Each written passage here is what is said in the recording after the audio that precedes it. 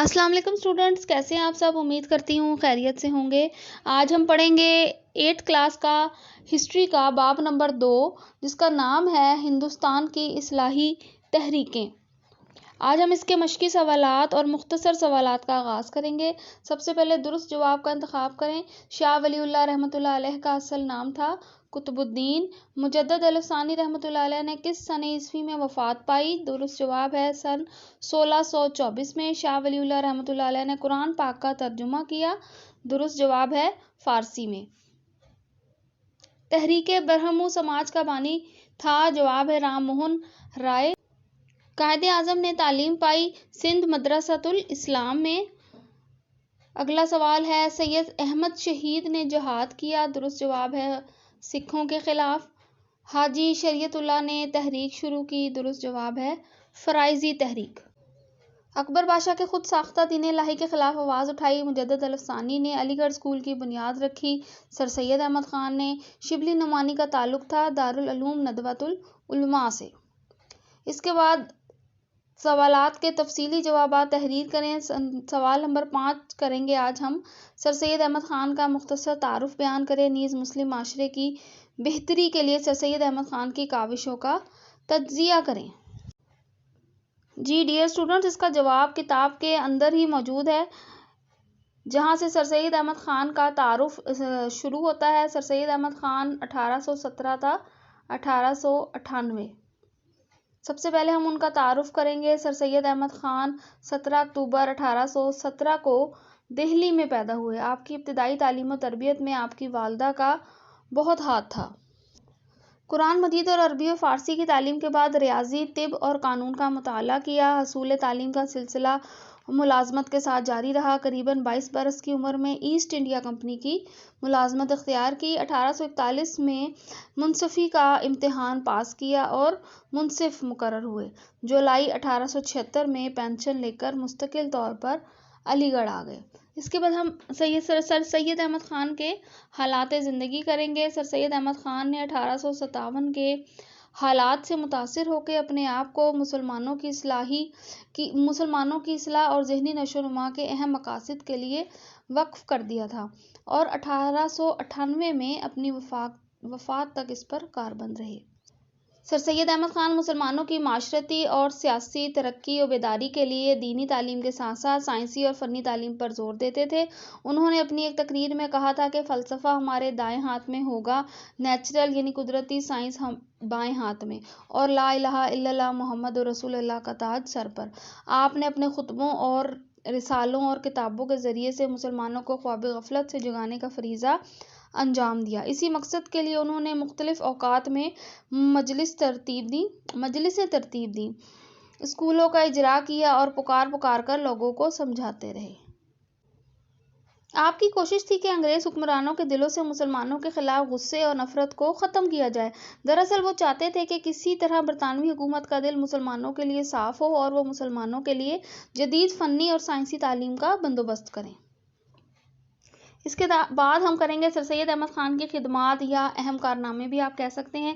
تحریک علی گڑھ۔ سر سید احمد خان اپنی ذات میں ایک ادارہ تھے۔ انہوں نے مسلمانوں کی اصلاح اور بیداری کے لیے عظیم کام کے لیے جو عملی کاوش شروع کی تھی، وہ ایک وسیع اور مؤثر تحریک بن کر ابھری، جس میں ملک کی بڑی بڑی شخصیات دل و جان سے شریک تھیں۔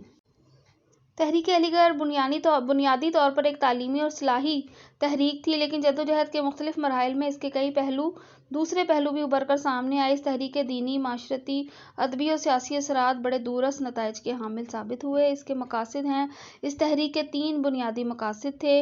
اول تھا مسلمانوں کی تہذیبی بقا، سیاسی ترقی اور معاشرتی سربلندی۔ نمبر 2، نئے علوم کی روشنی میں دین فطرت کی توضیح و تشریح اور وہم پرستی کا ازالہ کرنا۔ جبکہ سوم ہے اردو زبان و ادب کو فروغ دینا۔ تحریک علی گڑھ کی خدمات۔ تحریک علی گڑھ دراصل ایک اصلاحی تحریک تھی۔ ہندوستانی مسلمانوں کی زندگی میں جو خرابیاں پیدا ہو گئی تھیں، ان کو دور کرنا اس کے مقاصد میں شامل تھا۔ علی گڑھ تحریک کے مختلف پہلو تھے جو مندرجہ ذیل ہیں۔ نمبر 1، جدید تعلیم۔ سر سید احمد خان کے نزدیک ہندوستانی مسلمانوں کی پسماندگی یعنی پیچھے رہ جانے کا سبب جدید تعلیم سے دوری تھی۔ چنانچہ سر سید نے ساری زندگی اس کوشش میں بسر کر دی کہ کس طرح مسلمان جدید تعلیم سے بہرہ مند ہوں یعنی فیض یاب ہوں۔ اس مقصد کے حصول کے لیے آپ نے کئی اقدامات کیے۔ اس میں سب سے پہلا ان کا مقصد تھا علی گڑھ میں کالج کا قیام۔ محمدن اینگلو اورینٹل کالج مدرسۃ العلوم کے نام سے علی گڑھ میں ایک کالج کا قیام کیا گیا جو ترقی کرتا گیا اور اب علی گڑھ مسلم یونیورسٹی کے نام سے موجود ہے۔ اس کالج میں جدید مغربی علوم اور قدیم مشرقی علوم دونوں کے الگ الگ شعبے تھے۔ مسلم ایجوکیشنل کانفرنس سر سید کا منصوبہ یہ تھا کہ ملک کے ہر شہر اور ہر قصبے میں ابتدائی تعلیم کا انتظام ہو اور اس کے لیے مدرسے قائم کیے جائیں۔ اس مقصد کے حصول کے لیے محمدن ایجوکیشنل کانگریس کے نام سے ایک ادارہ قائم کیا گیا، پھر اس کا نام بدل کر محمدن ایجوکیشنل کانفرنس اور آخرکار مسلم ایجوکیشنل کانفرنس کر دیا گیا۔ اس کانفرنس کے اجلاس ہر سال الگ الگ مقامات پر ہوتے تھے۔ سائنٹیفک سوسائٹی سر سید جانتے تھے کہ مسلمان آسانی سے انگریزی تعلیم حاصل کرنے کے لیے تیار نہیں ہوں گے، اس لیے انہوں نے یہ منصوبہ بنایا کہ دوسری زبان میں علم کے جو ذخیرے موجود ہیں انہیں اپنی زبان میں منتقل کیا جائے۔ چنانچہ اس مقصد کے حصول کے لیے انہوں نے سائنٹیفک سوسائٹی قائم کی جس کا کام انگریزی کے اہم کتابوں کے ترجمے کر کے شائع کرنا تھا۔ اس کے بعد سیاست کے لحاظ سے سر سید احمد خان کے نقطہ نظر کو سمجھنے کے لیے زمانے کے حالات کا سمجھنا ضروری ہے جن کو اختصار کے ساتھ یہاں پیش کیا گیا ہے۔ اصلاح معاشرہ سر سید احمد خان نے ہر میدان میں مسلمانوں کے حقوق کا بڑی کامیابی سے دفاع کیا۔ مسلمان جنگ آزادی کے بعد تباہ حال ہو چکے تھے۔ تحریک علی گڑھ نے مسلمانوں کی نشاط ثانیہ کے لیے ہمہ گیر سرگرمیوں کا آغاز کیا۔ سر سید کی کوششوں سے مسلمان دوبارہ معاشرے میں باعزت طور پر زندگی گزارنے کے قابل ہوئے۔ ایک معاشرتی مصلح کی حیثیت سے سر سید احمد خان کا کردار ذیل میں بیان کیا گیا ہے۔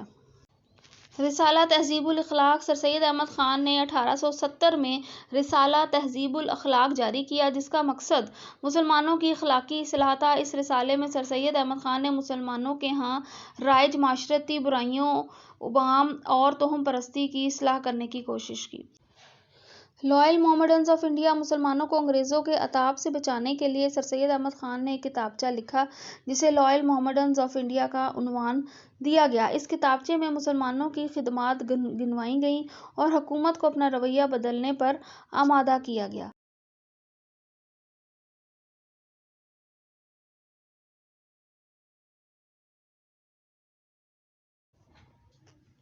ولیم میور نے اپنی کتاب لائف آف محمد میں حضرت محمد رسول اللہ صلی اللہ علیہ وآلہ وسلم کے خلاف نازیبا الفاظ استعمال کیے تو سر سید خاموش نہ بیٹھ سکے۔ انہوں نے انگلستان میں ولیم میور کی تحریر کی تردید میں خطبات دیے جو بعد میں خطبات احمدیہ کے نام سے چھاپے گئے۔ مراد آباد کا یتیم خانہ لاوارث اور یتیم بچوں کو عیسائی مشیریوں سے بچانے کے لیے سر سید نے مراد آباد میں ایک یتیم خانہ قائم کیا جہاں مسلمانوں اور ہندوؤں کے بچوں کی تعلیم و تربیت ان کے مذہب کے مطابق کی جاتی تھی اور جوان ہونے پر انہیں یتیم خانے سے خارج کر دیا جاتا تھا۔ الغرض برصغیر کے مسلمانوں کی تاریخ کے بدترین دور میں سر سید احمد خان اور تحریک علی گڑھ نے کلیدی کردار ادا کیا، انہیں جدید تعلیم کی طرف راغب کیا، ان کی سماجی و معاشی بہتری کے لیے کوششیں کیں۔ یہی وجہ ہے کہ سر سید احمد خان کو تحریک پاکستان کے سرکردہ بانیوں میں شمار کیا جاتا ہے۔ اسٹوڈنٹس اب سندھ مدرسۃ الاسلام کے بارے میں پڑھیں گے۔ 1885 میں خان بہادر حسن علی افندی نے کراچی میں سندھ مدرسۃ الاسلام کی بنیاد رکھی۔ یہ ادارہ British public high school system کے طرز پر بنایا گیا تھا۔ یہ ہائی اسکول بنیادی طور پر 3 پرائمری شاخوں سندھی، اردو اور گجراتی زبانوں سے شروع کیا گیا تھا۔ نماز کے ہال میں باقاعدہ قرآن پاک کی کلاسیں ہوتی تھیں۔ قائد اعظم محمد علی جناح رحمۃ اللہ علیہ بھی اسی تعلیمی ادارے کے طالب علم رہے۔ سندھ مدرسۃ الاسلام نے مسلمانوں کو جدید تعلیم سے روشناس کرانے میں اہم کردار ادا کیا۔ اسٹوڈنٹس یہ سر سید احمد خان کی مسلم معاشرے کی بہتری کے لیے کی گئی چند کاوشیں تھیں۔ اس کے علاوہ ہم نے ان کے حالات زندگی اور تعارف بھی پڑھا۔ یہ سوال نمبر 5 کا مکمل تفصیلی جواب ہوگا۔